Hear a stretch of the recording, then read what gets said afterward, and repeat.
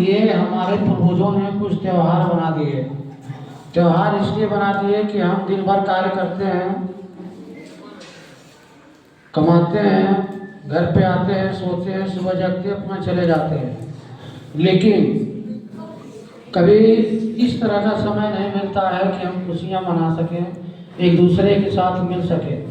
तो इसलिए हमारे पूर्वजों ने कुछ त्योहार बना दिए, जैसे रक्षाबंधन, दशहरा, दीपावली, होली। ये त्योहार बना दिए कि इस त्योहार के बहाने हम क्या करेंगे, हम अपने घरों में अच्छे अच्छे पकवान बनाएंगे, खाएंगे, एक दूसरे को खिलाएंगे, एक दूसरे से मिलेंगे जुलेंगे, अपनी हंसी खुशी को क्या करेंगे, एक दूसरे से शेयर करेंगे, बांटेंगे। तो आर्य समाज के अनुसार सबसे पहले 4 त्योहार बनाए गए वर्ण के अनुसार। रक्षाबंधन ब्राह्मणों के लिए, दशहरा क्षत्रियों के लिए, दीपावली बनिए के लिए और होली शूद्र के लिए। लेकिन धीरे धीरे जैसे जनसंख्या बढ़ती गई, वैसे सभी लोगों ने सभी त्योहारों को मनाना शुरू कर दिया। होली का त्योहार बहुत ही पवित्र और बहुत ही अच्छा त्योहार होता है। इस त्योहार में हम क्या करते हैं, हम एक दूसरे के घर जाते हैं, उनको अबीर लगाते हैं, रंग लगाते हैं, उनका पैर छूते हैं, उसके आशीर्वाद लेते हैं, उनसे गले मिलते हैं। और एक दूसरा यदि कोई हमारे घर आता है तो उसे हम क्या करते हैं, कुछ खिलाते भी हैं। खिलाते हैं ना, अच्छी चीज़ें खिलाते हैं। जो भी हमारे घर बना होता है, आप भी उसके घर जाते हो तो खिलाते हैं। मतलब बहुत खुशियों के साथ ये होली का त्यौहार मनाया जाता है। क्यों मनाया जाता है, पौराणिक कथा में अभी आचल ने बताया है आपको कि हिरण्याकश्यप नाम का एक राक्षस था। राक्षस का मतलब ये नहीं कि उसके सिंह थे, पूंछ थे। राक्षस का मतलब ये हुआ कि उसका स्वभाव जो है मनुष्य से अलग था। तो वह क्या कहता था, अपने आप को भगवान कहता था, और जो लोग उसे भगवान नहीं मानते थे वो क्या करता था, उसे मरवा देता था। किसी न किसी चीज़ से उसे मरा, जो ये कहता था कि आप भगवान नहीं है, उसे मरवा देता था। इसके डर के मारे सारी प्रजा हिरण्याकश्यप की क्या करती थी, हिरण्याकश्यप की पूजा करती थी, उसे भगवान मानती थी। और इसके साथ ही वह तपस्या करके ब्रह्मा से वरदान मांग लिया था कि उसे न अग्नि जला सकती है, न पानी बहा सकती है, न वो दिन में मरेगा, न रात में मरेगा, न स्त्री मार पाएगा, न पुरुष मार पाएगा। मतलब इस तरह से न आकाश में मरेगा, न पाताल में मरेगा, न पृथ्वी में मरेगा। वह जो है ऐसा वरदान मांग लिया था कि उसके अनुसार कभी वो मर ही नहीं सकता था। इसके लिए उसके पास और घमंड था। लेकिन अंत इस पृथ्वी पर जो भी आता है या कहीं भी है, सबका अंत होता है एक दिन। तो उसका एक पुत्र था जिसका नाम था प्रहलाद। प्रहलाद की जन्म कैसे हुआ, प्रहलाद जब अपने माँ के पेट में था, उस समय जो उनकी माँ थी उनका नाम कयाधु था। कयाधु जो है वह भगवान की भक्त थी, इसलिए वह जो है किसी तरह से 108 बार राम राम राम राम जो है अपने पति हिरण्याकश्यप से कहवा दी।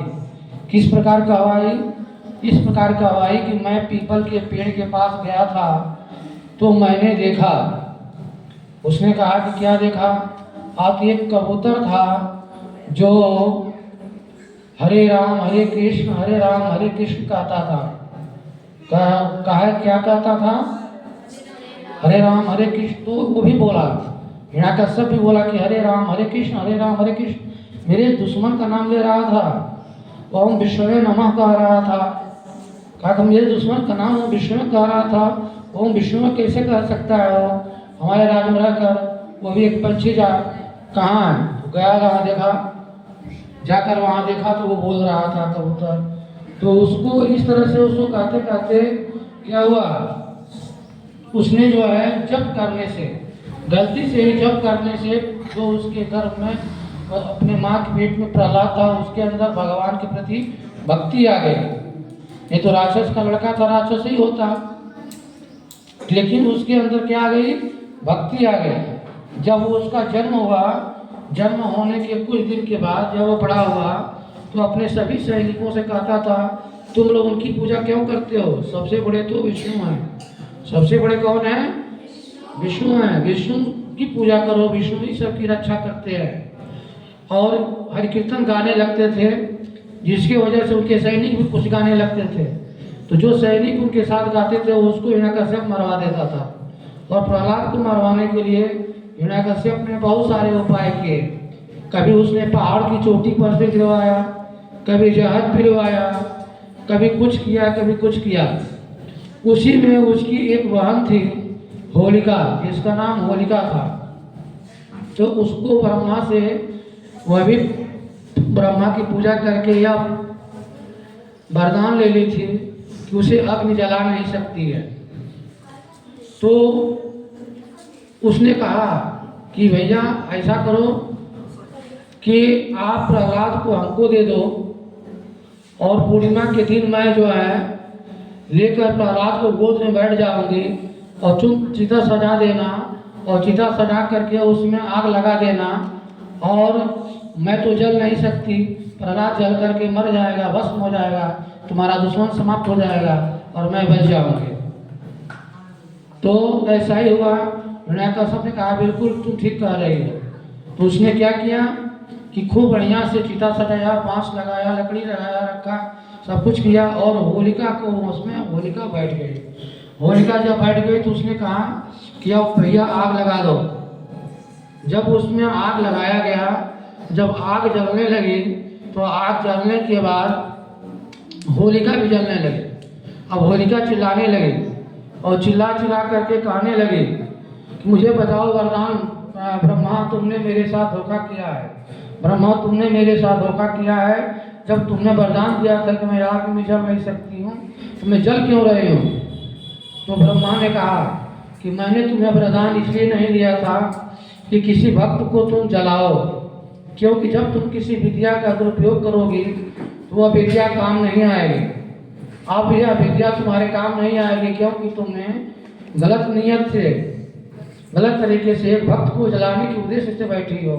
अब तुम ही जलोगे और वह भक्त प्रहलाद नहीं जलेगा। और वो चिल्लाती रही और अग्नि में जिंदे ही वो जल करके भस्म हो गई, और बाद में प्रहलाद उसमें से जीवित हो गया। और जब जीवित हो गया तो उसके बाद जो है उसी के अवसर पर गांव में संपत गाड़ी जाती है, जिसको होलिका कहते हैं। और संपत गाड़ करके उसी तरह से चिता के जैसे लकड़ियाँ रखी जाती है ना, लकड़ी रखी जाती है, उस पर गोईठे रखे जाते हैं, उस पर घास फूस रखे जाते हैं, और उसको क्या किया जाता है? जला दिया जाता है। मतलब उसी होलिका को जला दिया जाता है। वही पर्व मनाया जाता है कि उसमें होलिका जल जाएगी और प्रहलाद क्या हो जाएंगे? बच जाएंगे। तो हिरण्यकश्यप की मौत हुई कैसे, ये भी आपको बता देते हैं। तो इसके बाद हिरण्यकश्यप बहुत नाराज हुआ, और क्या हुआ, वो लाया और खंभे में जो है प्रहलाद को बांध दिया, और खंभे में बांध करके कहा कि ये बताओ कि तुम्हारे भगवान विष्णु कहाँ कहाँ हैं? तो उसने कहा कि हमारे विष्णु हर जगह है, आप में भी हैं, इस खंभे में भी है, इस दीवार में भी है, हर जगह है। तो हिरण्यकश्यप ने कहा तो ठीक है, मैं खंभे को तोड़ रहा हूँ, और तुम अपने भगवान को बुला सकते हो तो बुला लो। जैसे ही वह खंभे पर प्रहार किया तो खंभा तो टूटा जरूर, लेकिन उसमें से नरसिंह भगवान निकले।